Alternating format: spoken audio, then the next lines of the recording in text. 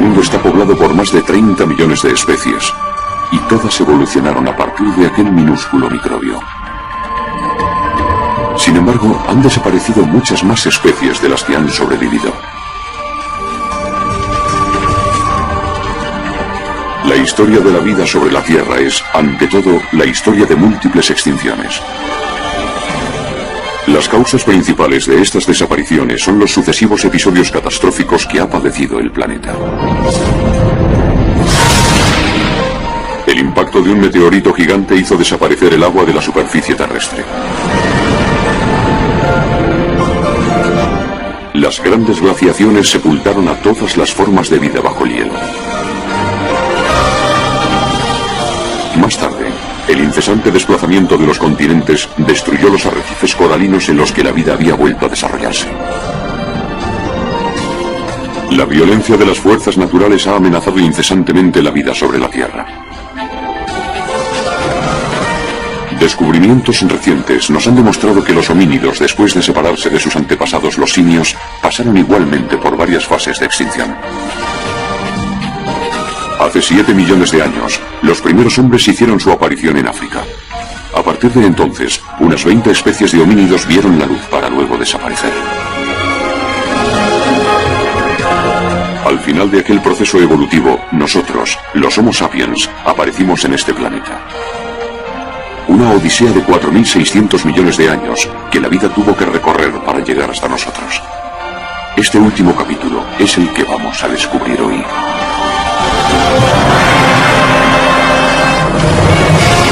Planeta Tierra.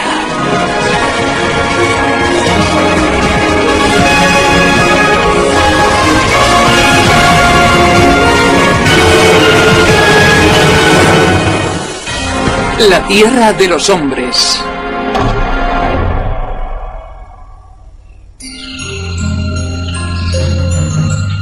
Fue en África donde comenzó la evolución de los hombres. En la actualidad, solo quedan algunas zonas muy reducidas de bosques tropicales primarios en el centro del continente. En ellas viven los chimpancés, nuestros primos más cercanos. Se alimentan principalmente de frutos. Hace unos 7 millones de años, la rama de los homínidos se desgajó de la de los antepasados de los chimpancés y se pusieron a caminar de pie. Todavía no sabemos con certeza por qué se hirvieron.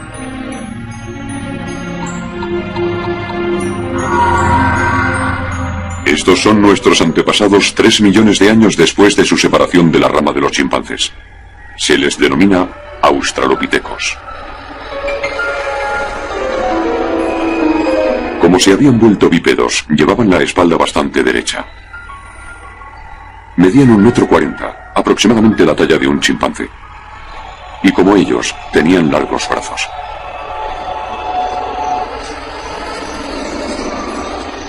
Esos brazos les permitían trepar a los árboles para coger los frutos de los que se alimentaban. Lo que significa que los homínidos siguieron viviendo en los bosques después de separarse de los antepasados de los chimpancés.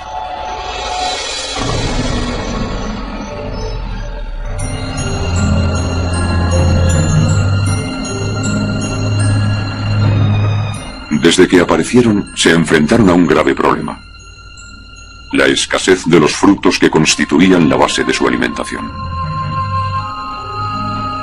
La superficie de los grandes bosques tropicales, que los producían en abundancia, disminuía en el continente africano. Un acontecimiento ocurrido a 4.000 kilómetros más al este había sido la causa de aquel cambio. Esta es la cadena del Himalaya, conocida también como el techo del mundo. El choque de dos continentes fue lo que originó este gigantesco macizo montañoso con cimas de más de 8.000 metros. Vamos a remontarnos 200 millones de años en el tiempo. El hemisferio sur estaba entonces ocupado por Gondwana, un supercontinente que englobaba África, India y la Antártida actuales.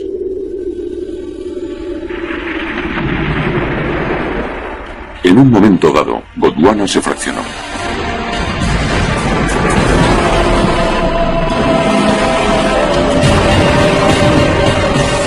La parte que luego se convertiría en India comenzó a desplazarse hacia el norte.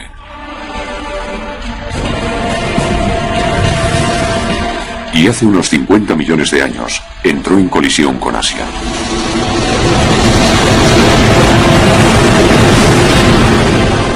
El Himalaya, sin duda la cadena montañosa más grande aparecida nunca en la Tierra, nació de aquel choque.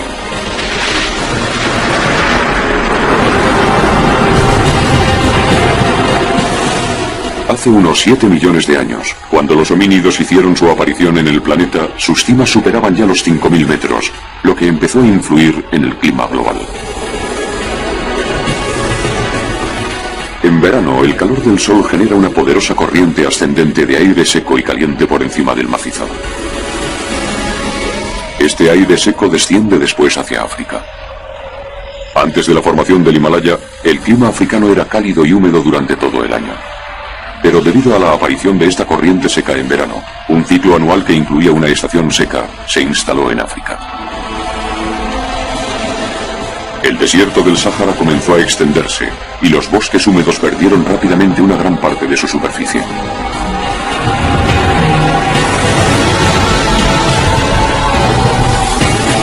Hace unos 2 millones de años, amenazados de extinción, los homínidos evolucionaron de forma espectacular y aparecieron dos especies diferentes.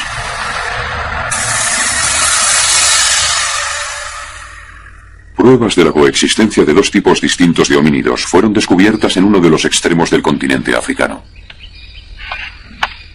La sabana de Sudáfrica es conocida por la abundancia de fósiles de homínidos primitivos que contiene. Toda una zona ha sido bautizada con el nombre de Cuna de la Humanidad y ha sido declarada Patrimonio Mundial por la UNESCO. Aquí, en distintas capas, se encuentran fósiles correspondientes a los últimos 4 millones de años. En este subsuelo se encontró la prueba de la presencia simultánea de dos grupos de homínidos diferentes. Tenemos unas capas extraordinarias que se sitúan entre 1,7 y 1,5 millones de años. Y en estas capas encontramos dos especies, los Paranthropus robustus, hombres mono, y los primeros hombres. Vivían aquí juntos. Durante mucho tiempo se creyó que solo existía una especie de homínidos en aquella época, pero en realidad ya se habían extinguido en dos grupos distintos. Este descubrimiento conmocionó a la comunidad científica. Uno de los dos tipos de fósiles de homínidos exhumados aquí recibió el nombre de Homo ergaster. Medía 1,70 m aproximadamente, es decir, 30 centímetros más que sus predecesores. Era relativamente delgado, y los investigadores creen que su cuerpo estaba cubierto de pelo raro. A la otra especie se la denominó Paranthropus robustus. Los cráneos de los parántropos presentan una característica única, una cresta sagital prominente. Constituía un punto sólido de sujeción para los músculos del rostro, lo que significa que dichos músculos estaban bien desarrollados en ambos lados del cráneo. Los parántropos tenían sin duda una cara redondeada. Medían alrededor de 1,50 m y su cuerpo era más bien robusto.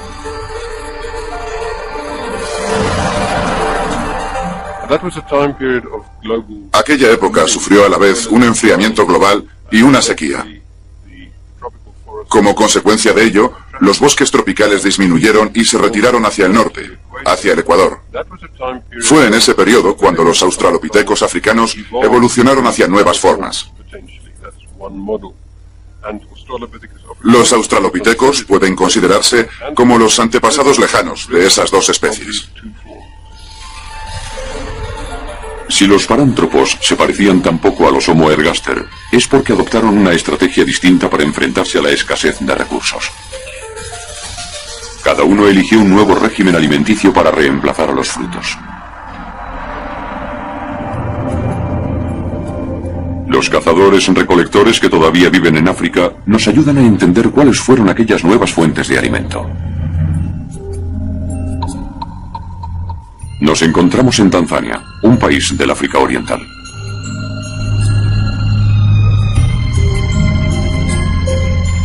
El clima es muy seco en esta región, muy similar al que reinaba hace 2 millones de años. Consecuentemente, la forma de vida de los cazadores-recolectores que viven aquí presentan analogías con la de las primeras especies de homínidos.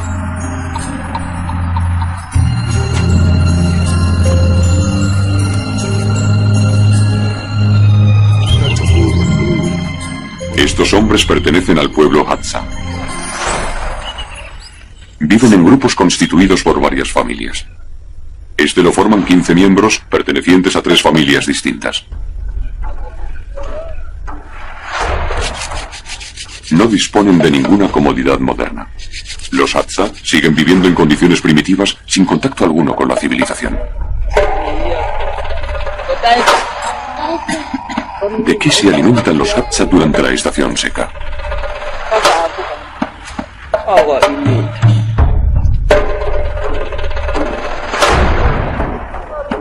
Estas mujeres van en busca de alimento.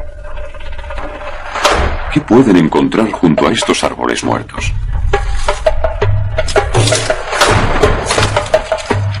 El objeto de su búsqueda se encuentra debajo de la superficie. Son raíces de árboles. Estas raíces están cargadas de nutrientes.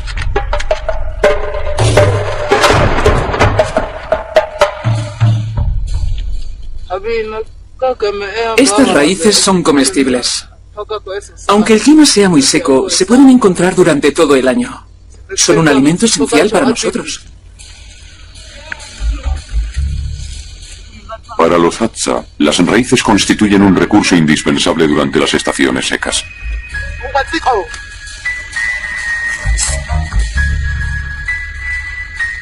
Fue en la tierra donde los musculosos parántropos encontraron una alimentación sustitutiva. Sus fósiles portan la huella de ese cambio de régimen alimenticio. Si se examinan de cerca sus molares, se observan pequeñas rayaduras en el esmalte. Sin embargo, el esmalte dental de las especies de homínidos que les precedieron era bastante liso. Los científicos creen que las marcas se deben a la naturaleza terrosa de su alimentación. Según el profesor Francis Thackeray, todavía se pueden encontrar en la actualidad raíces con las que dieron de comer a los parántropos hace 2 millones de años. Estas pertenecen a una planta llamada hipoxis. Sirviéndose de un trozo de hueso, desentierra sus raíces. Los parántropos empleaban, sin duda, una técnica similar. Esta es la raíz, un bulbo muy duro de unos 15 centímetros de diámetro. Es evidente que Robustus se alimentaba de plantas subterráneas como estas raíces. Contienen una gran cantidad de hidratos de carbono y son muy nutritivas. En Robustus, además del tamaño de sus molares, constatamos la presencia de potentes músculos temporales que se prolongaban hasta la mandíbula inferior. Probablemente se trata de una adaptación a esta alimentación, dura y fibrosa. La opción de las raíces era excelente desde el punto de vista estratégico, ya que estaban disponibles todo el año, incluso en un medio ambiente muy seco. Por otro lado, como ninguna otra especie consumía las raíces que habían elegido los parántropos, podían contar con esta fuente de aprovisionamiento incluso en tiempos de escasez. El delgado Homo ergaster adoptó una estrategia completamente distinta.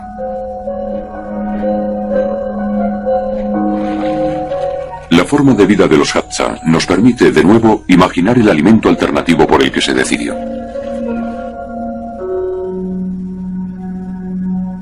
Este grupo de hombres que recorre los bosques examina minuciosamente lo que se esconde detrás de cada piedra y de cada matorral. ¿Qué buscan?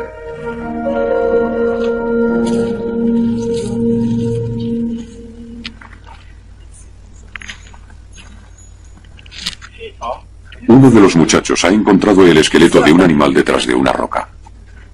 Se trata de un trozo de presa abandonada por un leopardo o por una hiena. Estos restos constituyen una parte importante de la alimentación de los Hadza.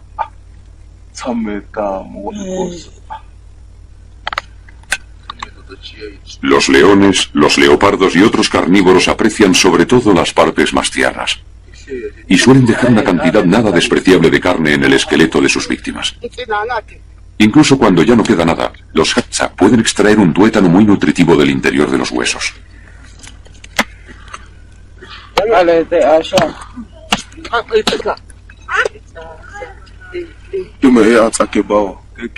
A menudo recuperamos las presas de las hienas y de los leopardos.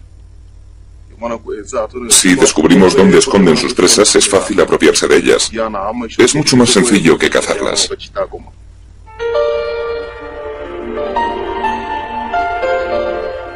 El profesor Henry Bunn de la Universidad de Wisconsin estudia el modo de vida de las tribus Hadza para intentar comprender cómo los hombres se volvieron carnívoros.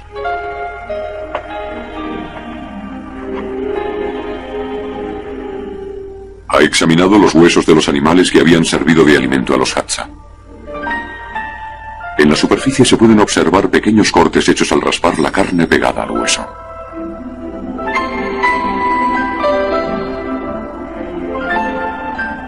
Se han encontrado marcas idénticas en huesos de animales de 200 millones de años. Para el profesor Bunn, estas marcas son la prueba de que los homínidos de aquella época ya comían carne. Hace 2,5 millones de años, el alimento estaba ahí. Era un alimento altamente energético y les era muy necesario. Así que en un momento dado, no tuvieron más remedio que inventar la forma de obtenerlo de los esqueletos y de los huesos. Simplemente porque los homínidos no disponían ni de los recursos físicos ni de la capacidad intelectual para comportarse como los grandes carnívoros. La carne era entonces un recurso muy disputado.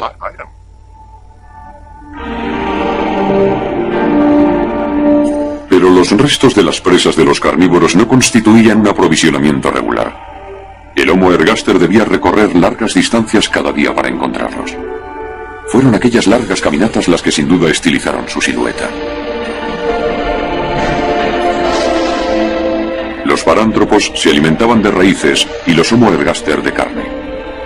Detrás de la necesidad perentoria de estos dos tipos diferentes de homínidos se escondía un mismo instinto, el que impulsa a multiplicarse y a buscar soluciones para evitar la extinción.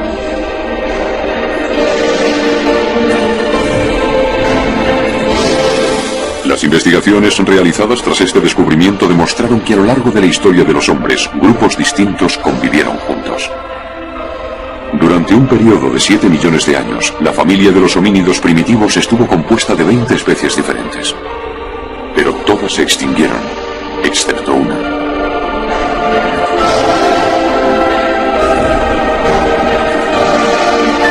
Los parántropos prosperaron durante 1 millón de años gracias a las raíces que habían convertido en su régimen alimenticio, y luego desaparecieron de golpe. Los científicos aún no han averiguado la causa de esta desaparición. El destino de los parántropos nos enseña hasta qué punto los primeros hombres estuvieron siempre amenazados de extinción. Los humanos, como las demás formas de vida, no escaparon al ciclo clásico de expansión y de desaparición.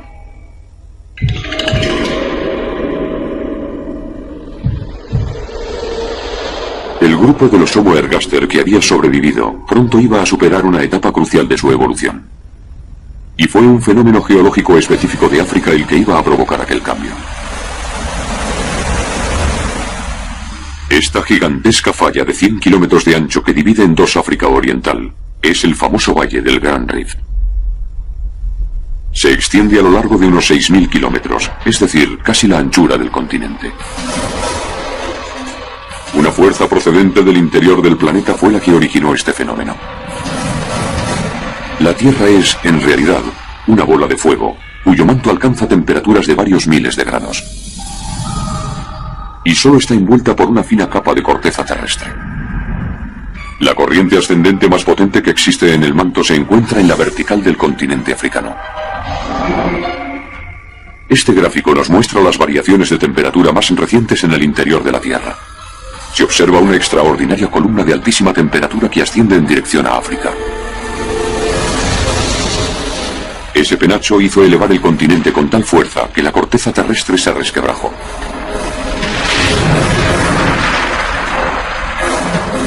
Así nació el Valle del Grand Rift.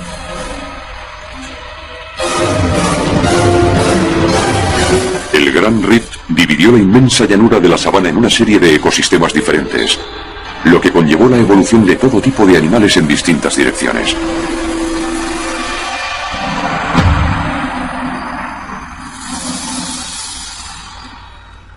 Para la profesora Elizabeth Verba de la Universidad de Yale, los cambios ambientales que originó la creación del Gran Rift hizo evolucionar a las especies animales, y es lo que posteriormente impulsó al Homo ergaster a superar una nueva etapa. La extensión de la sabana provocó la desaparición de muchos animales que encontraban su alimento en los árboles. Pero cerca de 45 especies nuevas de herbívoros aparecieron al mismo tiempo.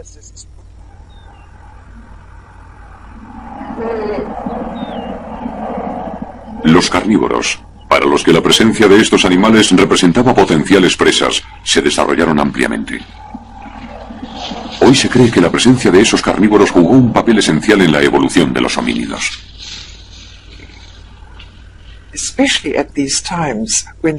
Tenemos la certeza de que en aquella época, cuando la Tierra se estaba enfriando, los ecosistemas africanos se volvieron más despejados y más sensibles a las estaciones, facilitando la aparición de diferentes especies de homínidos. Al mismo tiempo aparecieron muchas especies nuevas de carnívoros. Había más carnívoros alrededor de nuestros pobres antepasados de los que hay en nuestros días. Nuestro antepasado, el Homo ergaster, había decidido alimentarse de carne, y ahora tenía que enfrentarse a un mundo donde imperaba la ley del más fuerte. Esa opción le obligaba a poner a menudo su vida en peligro.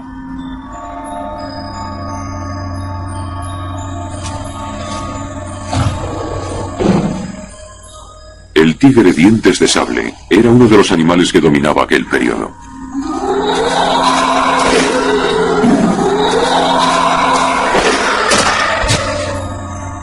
Los homínidos eran sin duda una de sus presas favoritas.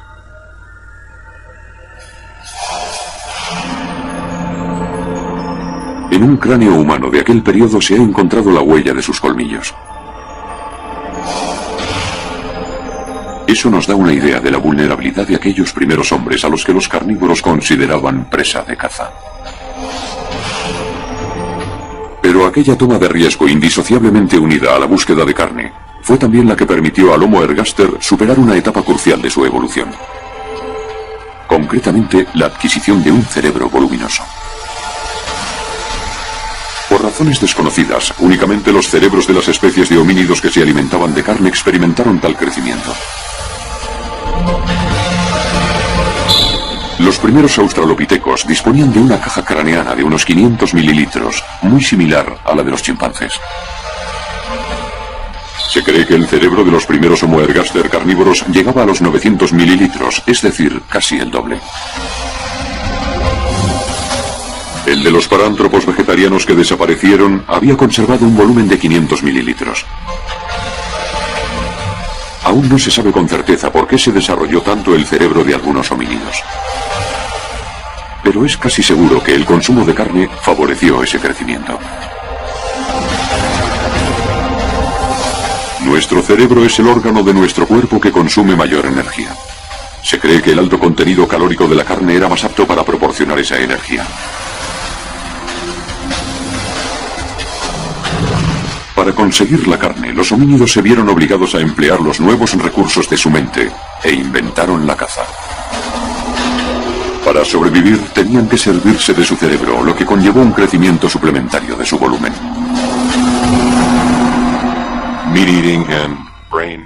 El consumo de carne y el crecimiento del cerebro van unidos. Uno depende del otro. Si algunas familias de homínidos no hubiesen optado por un régimen carnívoro, el ejemplo de los parántropos nos da una idea de cuál habría sido el resultado. Ellos desaparecieron hace 5 millones de años. De modo que podemos afirmar, muy concretamente, que fue la carne la que nos hizo hombres. Toda una serie de nuevas especies de homínidos siguió apareciendo en África. Y cada vez su cerebro era un poco más grande.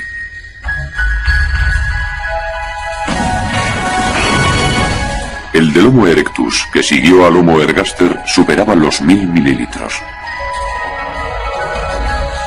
El Homo erectus salió de África y se extendió por Asia. Sus descendientes engendraron al hombre de Java al llegar hasta la actual Indonesia y luego al hombre de Pekín cuando llegaron a China. Hace aproximadamente 200.000 años, el Homo sapiens apareció finalmente. El volumen de su cerebro alcanzaba los 1400 mililitros.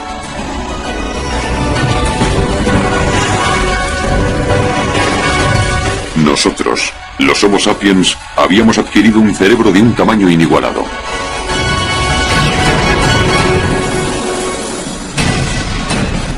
Pero el tamaño del cerebro no fue la única razón por la que el Homo sapiens tuvo tanto éxito.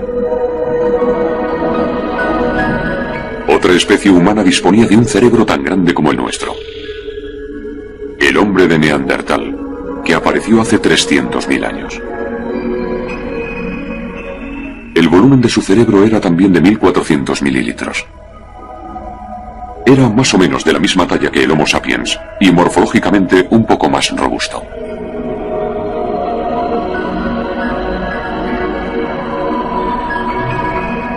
Los hombres de Neandertal migraron hacia Europa en plena era glaciar y se adaptaron al frío. Estos cazadores de la edad del hielo coexistieron con los Homo sapiens durante mucho tiempo.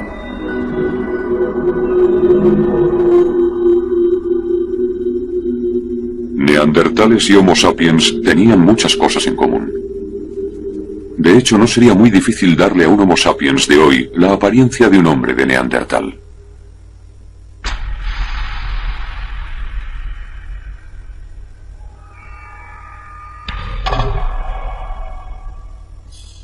La frente es más prominente y la nariz ancha y achatada.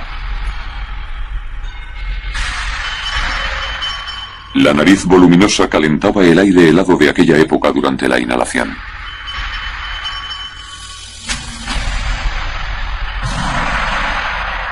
Algunos investigadores afirman que debían tener la piel clara para absorber más fácilmente la luz solar. Tenían un cuerpo fuerte y musculoso.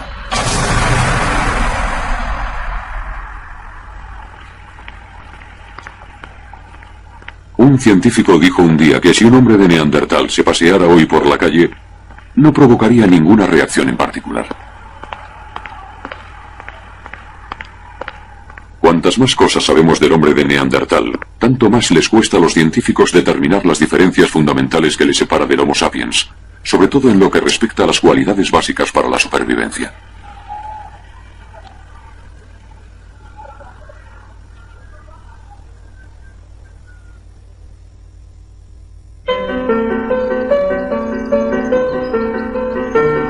Las excavaciones en los lugares donde vivía nos muestran hasta qué punto estos dos grupos de humanos presentaban numerosas similitudes. Nos encontramos en Périgord, en el suroeste de Francia. La región alberga muchos emplazamientos de Neandertal. El de Regurdú fue descubierto casualmente por su propietario mientras realizaba unos trabajos en su jardín. Estos son los vestigios de una implantación de hombres de Neandertal que vivían aquí hace 70.000 años, en el momento álgido de su desarrollo. El profesor Jean-Michel Genest, que dirigió las excavaciones, se quedó impresionado por la calidad de los útiles de piedra que fabricaban aquellos hombres.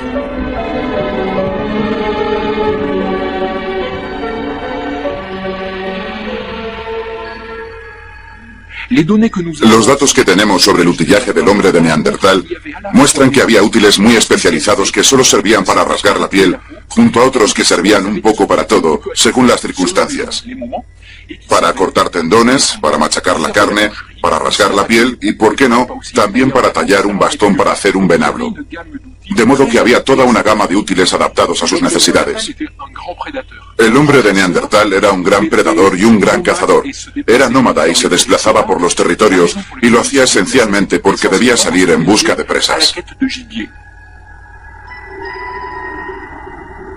Los hombres de Neandertal se atrevían con animales imponentes, como los bisontes, y rápidamente se convirtieron en los reyes de la edad de hielo.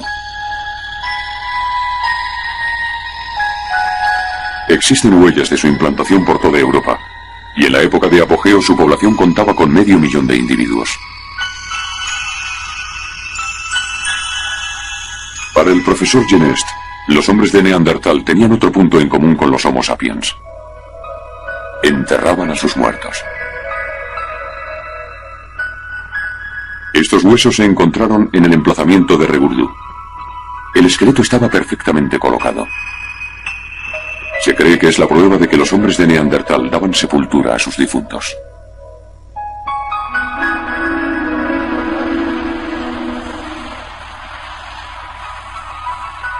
Neandertales y sapiens presentaban por tanto numerosas similitudes.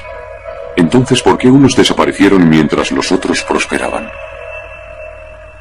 Una hipótesis intentó explicar la desaparición del hombre de Neandertal.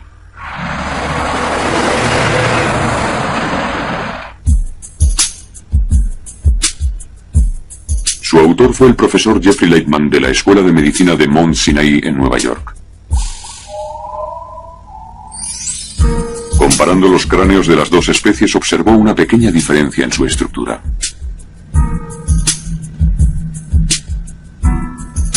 La diferencia se encuentra en la base del cráneo. En el Neandertal, la parte central de la base es plana, mientras que en el Sapiens está muy arqueada. Eso implica que la posición de la parte superior de la garganta era diferente.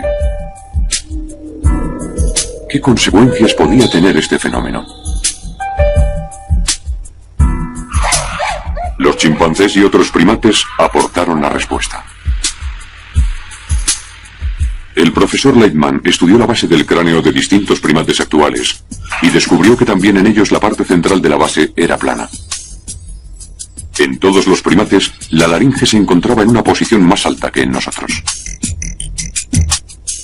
De estas observaciones, dedujo que la laringe de los hombres de Neandertal debía estar, como la de los otros primates, en posición elevada. En los Homo sapiens se encuentra, en cambio, mucho más baja. La base de su cráneo es plana, lo que nos demuestra que su laringe debía estar situada mucho más alta, de modo que el conjunto del aparato vocal era muy distinto al que observamos en los hombres de nuestra época. Eso significa que el Neandertal no podía en ningún caso hablar como nosotros lo hacemos hoy. Cuando la laringe está en posición alta, las cuerdas vocales están mucho más cerca de la boca. Cuando hablamos, en ese espacio es donde resuena nuestra voz. Si la distancia es demasiado corta, la voz no resuena correctamente y la paleta de sonidos que podemos producir es mucho más limitada. La tonalidad general debía ser muy distinta.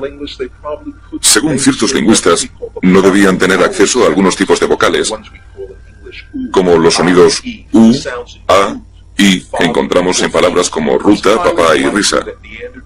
Es muy poco probable que el Neandertal pudiese pronunciarlos, y mucho menos a la velocidad a la que nosotros lo hacemos. La especificidad de nuestra especie es la capacidad del lenguaje articulado. Es lo que nos diferencia de todos los demás animales. Y es también lo que nos diferencia del Neandertal. Estudios genéticos del cerebro vinieron a confirmar lo que había revelado la estructura del aparato vocal. Demostraron que tan solo el Homo sapiens disponía de capacidades lingüísticas desarrolladas. Cuando hablamos, una parte de nuestro cerebro entra en funcionamiento. Es la zona de Broca, situada en el lóbulo temporal. Hoy sabemos que esta zona solo está particularmente desarrollada en las especies humanas dotadas de un gran dominio del lenguaje. Estamos en el centro de la Fundación Wellcome, en el Reino Unido. Aquí se hizo un descubrimiento que arroja nueva luz sobre la evolución lingüística. Los profesores Simon Fisher y Cecilia Lai identificaron un gen implicado en el funcionamiento de la zona de Broca. Se trata de un gen denominado FOXP2, situado en el cromosoma número 7 de los humanos. Estuvieron buscando en qué momento ese gen había evolucionado para llegar a su forma actual. Y consiguieron establecer que había ocurrido hace menos de 200.000 años. Eso significa que el FOXP2 mutó después de la aparición del Homo sapiens y que mejoró las funciones cerebrales que le permitían el empleo de un lenguaje complejo. Pero el Homo sapiens es el único que posee ese tipo de gen. Es fácil imaginar que en el momento en el que la comunicación vocal iba adquiriendo cada vez mayor importancia en el seno de las poblaciones humanas, esa pequeña modificación del gen que controla una función motriz pasó a representar una ventaja importante y fue difundiéndose rápidamente entre los hombres. Habiendo adquirido el lenguaje, los Homo sapiens hicieron buen uso de él.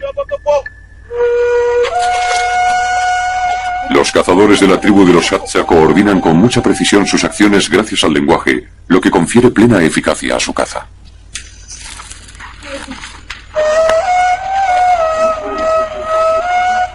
Y cuando la caza ha concluido, el lenguaje juega quizás un papel más importante todavía.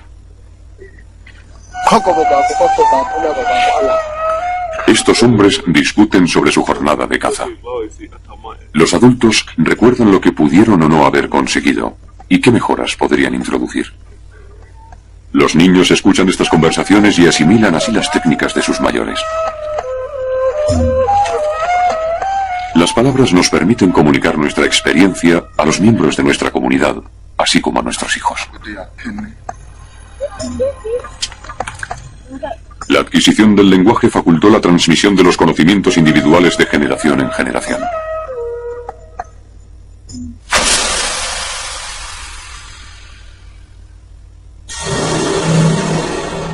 El Homo sapiens había adquirido un lenguaje complejo, mientras que el neandertal no podía dominar las utilidades. Entonces tuvo lugar un acontecimiento que iba a influir de forma distinta en el destino de ambas especies. Hace 40.000 años, Europa sufrió el último descenso de temperatura de una edad de hielo que duraba ya desde hacía 2 millones de años. El frío se intensificó, y en el hemisferio norte los glaciares recubrieron progresivamente todo el norte de Europa. Para sobrevivir en un mundo tan inhóspito, la comunicación por medio del lenguaje iba a revelarse como una ventaja determinante para el Homo sapiens. Los animales de las regiones frías comenzaron a migrar en grandes manadas al ritmo de las estaciones. Gracias al lenguaje, los Homo sapiens podían intercambiar informaciones sobre el momento y el destino de las grandes migraciones, y así organizar sus cazas. Las palabras les daban el poder de predecir lo que iba a suceder.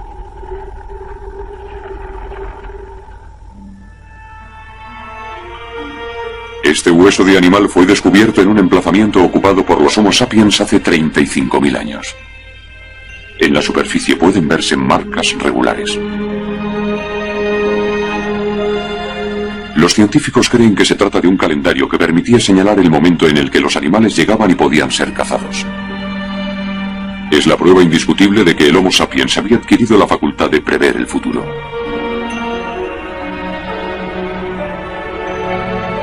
El Homo sapiens tomaba una senda de la evolución que ninguna otra forma de vida había emprendido hasta entonces.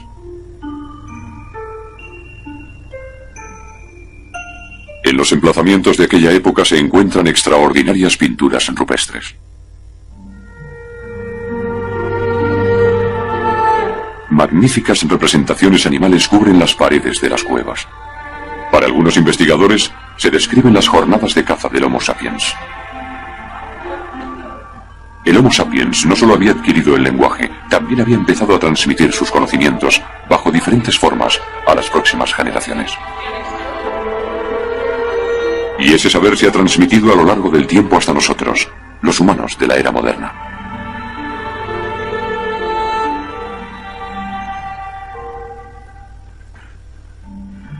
En opinión del profesor Ian Tattersall del Museo Americano de Historia Natural, la adquisición de un lenguaje sofisticado es lo que permitió el desarrollo de procesos cognitivos complejos, como prever el futuro o intentar entender el mundo de una forma radicalmente nueva.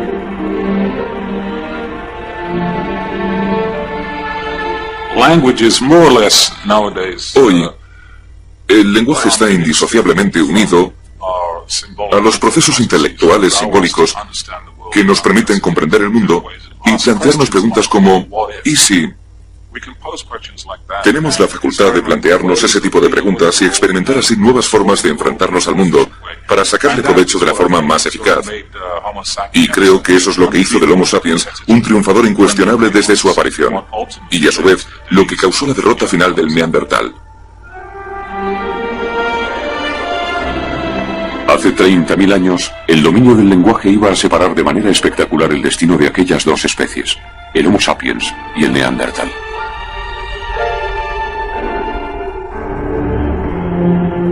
Su capacidad para establecer una comunicación verbal compleja permitió al Homo sapiens mejorar considerablemente sus posibilidades de encontrar alimento. Lo que para los hombres de Neandertal permanecería para siempre como un sueño inalcanzable.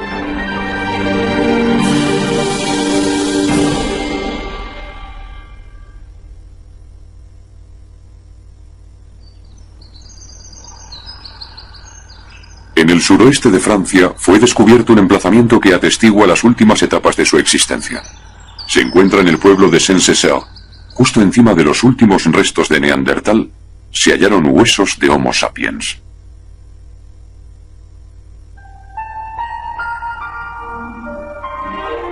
Lo que demuestra que los hombres de Neandertal fueron expulsados de su hábitat por los Homo sapiens, ya en pleno desarrollo. Más tarde, hace 30.000 años, los neandertales se extinguieron.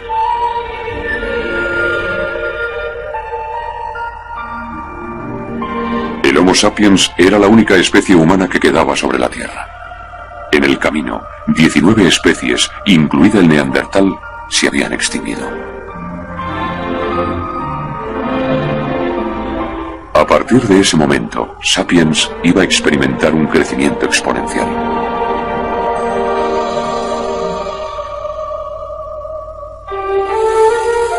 Estamos en la Universidad de Oxford, en el Reino Unido.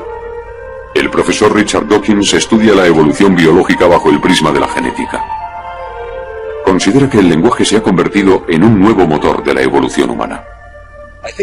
Me resulta fascinante pensar que el lenguaje ha tomado el relevo de la genética. La evolución genética fue determinante durante el transcurso de los primeros 4.000 millones de años de la historia de la vida. Y luego, de repente, esa evolución dio origen a unos seres dotados de cerebros voluminosos que desarrollaron una especie de segunda genética, el lenguaje y la transmisión de la información lingüística a través de las generaciones. Aquello trajo consigo un segundo tipo de evolución, que llamamos evolución cultural. Se parece de forma superficial a la evolución genética, pero es mucho más rápida. El Homo sapiens apareció al final de un largo camino evolutivo. Esta lenta evolución se desarrolló en un planeta propenso a los más violentos cataclismos. Hace 4.000 millones de años, el impacto de un meteorito gigante secó el océano que había dado origen a la vida.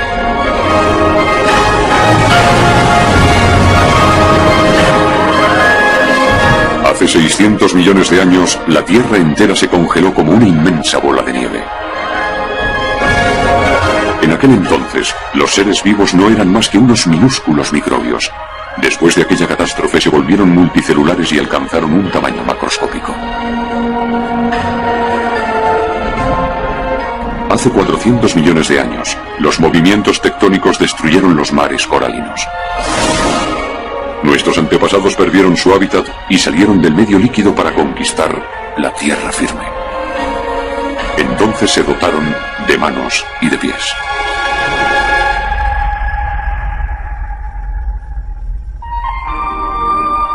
Hace 250 millones de años, una extraordinaria erupción volcánica en Siberia dio lugar al primer gran episodio de extinción masiva.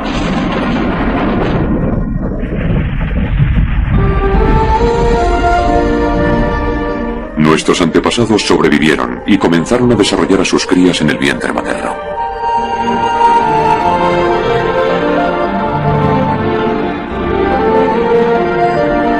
Hace 33 millones de años, para sobrevivir a la escasez de recursos, sus ojos se desarrollaron de forma espectacular.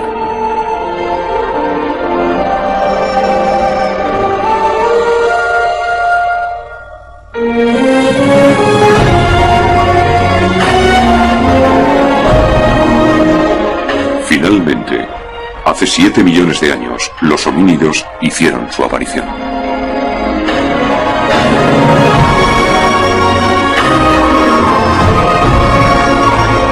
Nosotros, los Homo sapiens que habitamos actualmente la Tierra, aparecimos al final de este largo proceso evolutivo de la vida.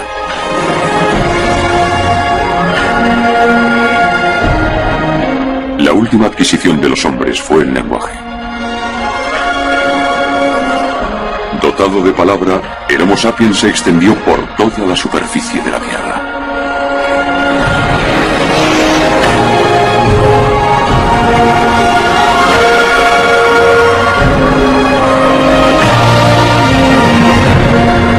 Hace unos 10.000 años, la última glaciación llegó a su fin y el clima se atemperó. En este contexto favorable, el Homo sapiens pudo desarrollarse. Inventó la agricultura, creó sociedades, desarrolló civilizaciones. Se multiplicó como nadie lo había hecho hasta entonces.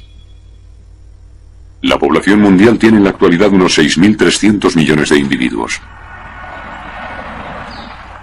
Hemos desarrollado las ciencias y hemos adquirido un poder tal que influye en el conjunto del planeta.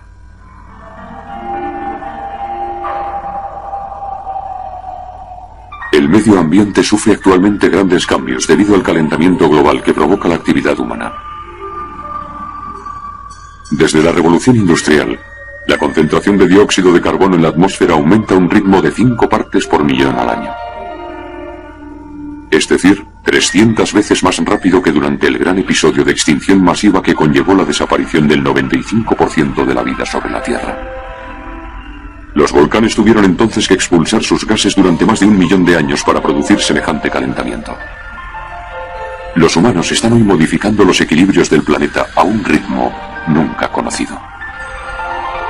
Al término de una espectacular evolución, nuestra civilización ha llegado hasta un punto en el que nuestra propia existencia podría correr peligro. El profesor Noam Chomsky ha consagrado su vida al estudio del lenguaje y de lo que significa ser humano. Él considera que las palabras nos dan la posibilidad de construir un mundo mejor.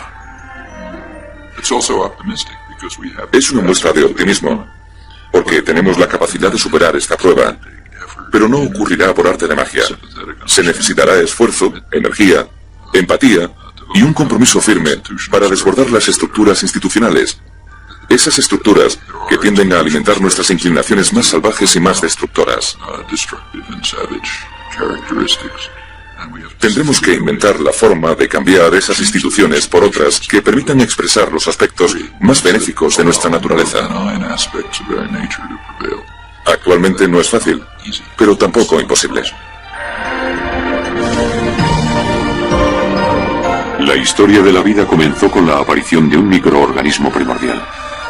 Seguidamente se desarrolló en una increíble variedad de formas. Algunas desaparecieron en un instante. Otras prosperaron durante decenas de millones de años.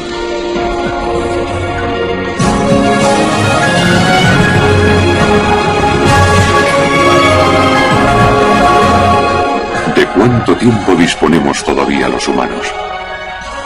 La duración de la vida en el planeta se estima en unos 10.000 millones de años. Y la Tierra existe desde hace 4.600 millones de años. Ante nosotros se abren todavía una infinidad de caminos posibles. De esa elección dependerá nuestro futuro.